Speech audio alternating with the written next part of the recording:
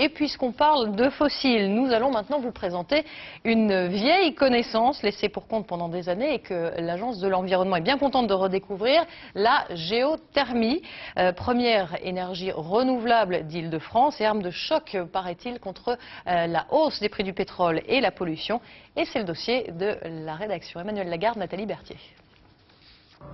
C'est une chaufferie pas comme les autres. En fait, une immense pompe qui va chercher la chaleur à 1800 mètres sous terre. J'ouvre le robinet et là j'ai de l'eau fossile qui est à 73 degrés, qui est en fait une eau vieille de plusieurs millions d'années et qui est en fait de l'eau de mer. Cette ressource du bassin parisien, Maison Alfort l'utilise depuis 20 ans. Des résidences collectives à la piscine, 40% de la ville se chauffe grâce à la géothermie. L'expérience commence en pleine crise pétrolière. 1980, les forages fleurissent en région parisienne. Et l'on promet même la disparition du chauffage au fioul d'ici 10 ans. L'avenir de la géothermie, c'est à l'horizon 85, 250 000 à 300 000 logements et pour les années 90, 800 000 logements environ. Mais les maladies de jeunesse plombent ce développement.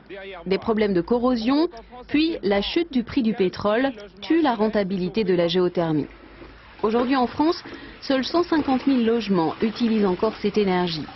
C'est 2% de la production de chaleur nationale. Même s'il fait froid dehors, j'ai quand même encore 25.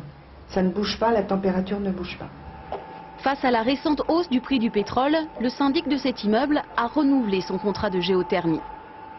C'est légèrement moins cher que le gaz au jour de notre audit. Le différentiel entre la géothermie et le gaz va être de l'ordre de plus de 15%. Et si le gaz continuait à augmenter, ça serait très intéressant. Une énergie durable, prête pour un nouveau développement. Sur les opérations existantes, on peut voir à alimenter d'autres immeubles, donc agrandir les opérations elles-mêmes. Mais surtout, ce qui est important, je pense, c'est de ressortir les dossiers de faisabilité des années 80, qui avaient été enterrés par ce troisième choc pétrolier à l'envers, entre guillemets, et qui aujourd'hui permettraient de développer des opérations nouvelles. Objectif pour l'Île-de-France, chauffer 130 000 logements supplémentaires dans 15 ans.